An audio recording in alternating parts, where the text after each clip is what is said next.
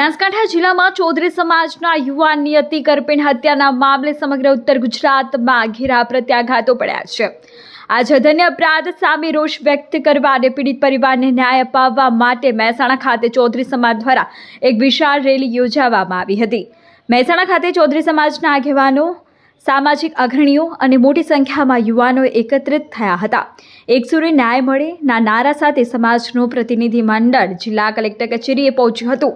ત્યાં તેમણે જિલ્લા કલેક્ટરને આવેદનપત્ર પાઠવી પોતાની માંગણીઓ રજૂ કરી હતી। સમાજના અગ્રણીઓ આવેદનપત્રમાં સ્પષ્ટપણે જણાવ્યું હતું કે આ કેસ અત્યંત સંવેદનશીલ છે અને તેમાં કોઈ પણ પ્રકારની ઢીલાસ સહન કરવામાં આવશે નહીં। 20 તારીખે બનાસકાંઠાના પાલનપુરમાં રાત્રે અમારા સમાજના યુવાન ઉપર ઘાતકી હુમલો કરવામાં આવ્યો, એનું અવસાન થયું ભરતભાઈ ચૌધરીનું।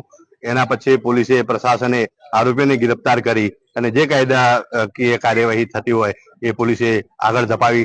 એ દરમિયાન આરોપીઓના પરિવાર વતીથી અને મેં સામાજિક મિત્રો તરફથી રેલી અને સરઘસ કાઢીને સરકાર ઉપર પ્રેશર બનાવવાનો પ્રયત્ન કરવામાં આવ્યો। એ અયોગ્ય, એમને જે કોઈ પ્રોત્સાહન આપતું હોય એમના ઉપર પણ સરકાર ફરિયાદ દાખલ કરે અને આ કેસ ફાસ્ટ ટ્રેક કોર્ટમાં ચલાવે અને સ્પેશિયલ એસપી કક્ષાના અધિકારીની નિમણૂક કરીને આ કેસ આગળ ધપાવે એવી અમારી માગણી હતી। અમે મહેસાણા જિલ્લા કલેક્ટર સાહેબને પહોંચાડી અને માનનીય મુખ્યમંત્રીશ્રી અને ગૃહમંત્રીશ્રીને આવેદનપત્ર પહોંચાડવા માટે અમારી લાગણી રજૂ કરી।